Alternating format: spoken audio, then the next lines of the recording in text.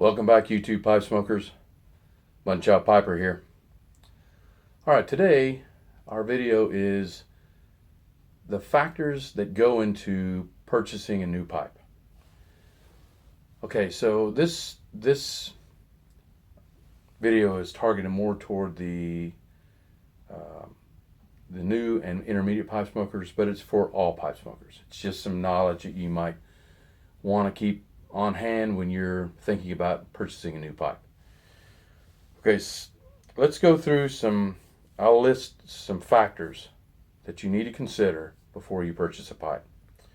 One is health, one is finish, another one is size, another one is shape. So let's go with those four. Health, shape, size, and finish. Okay, health. I'll use myself as an example. I'm going to give you some information here that you probably don't want to know, but I have to in order to get you to understand about what to look for. Some of the things that I have health-wise is I have asthma. I have diabetes, which I just recently found out I had, which I'm controlling really well. I also have a condition called thrush. It's sort of like a coating that's on your tongue and on the back of your throat. But I think I found out that it's tied to my diabetes, because if I keep my sugar low, then it's not as pronounced. It's there, but it's not as bad. And then my teeth. My teeth are in pretty good shape, but I have a couple missing, and I have a couple that are chipped or one had to be reconstructed. So that's health. Look at your health. Look at yourself and say, okay, what do I have that can affect my next pipe purchase? You may have false teeth. You may have brittle teeth where you're forced to purchase a smaller pipe.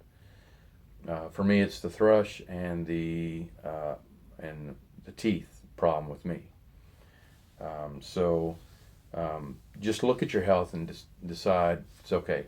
These are my health factors that I need to consider when I'm looking at purchasing a new pipe. Okay, the next thing let's look at finish.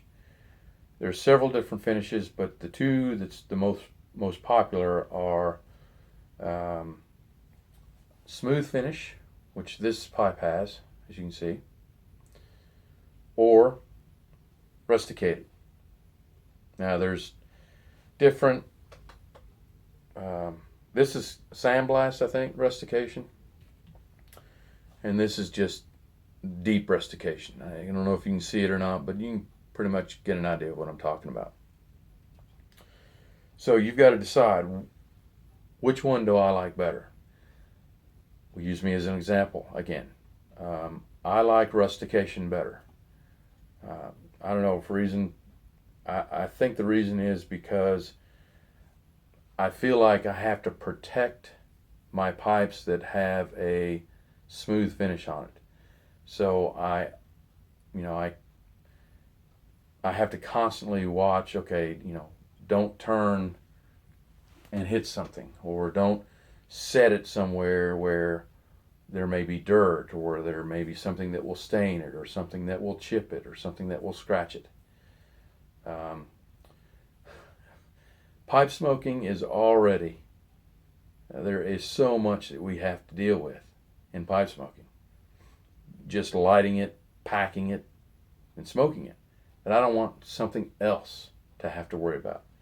So I'm partial to the rustication, because rusticated, it's already chipped, it's already got marks on it. So if it gets a scratch on it, I can buff it out, or I can wipe it off. So I don't have to be as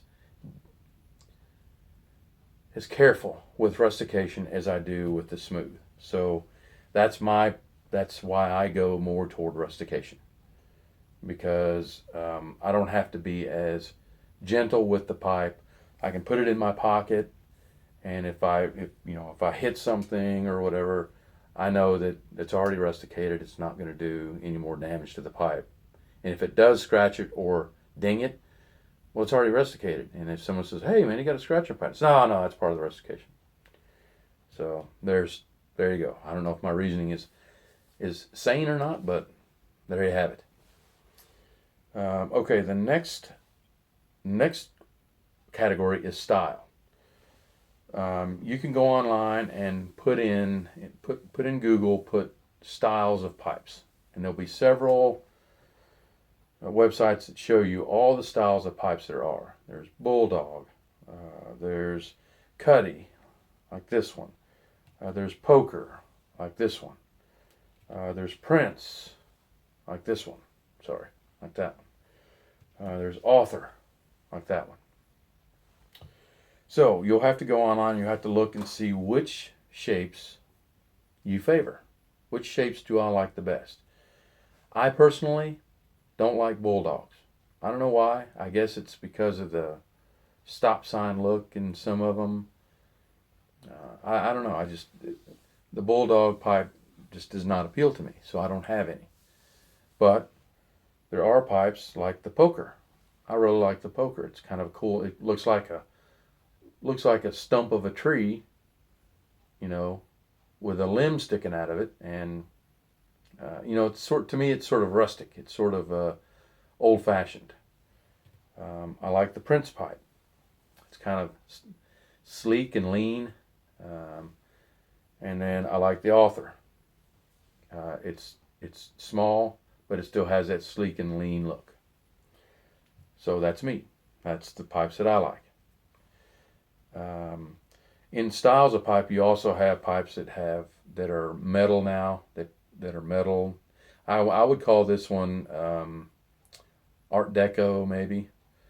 But it's a good smoker, and I really like it. Okay, so there you go. That's style. Decide for yourself what style that you like. And now we're going to go with size. I don't know if you know most of you probably will know this name, Boswell.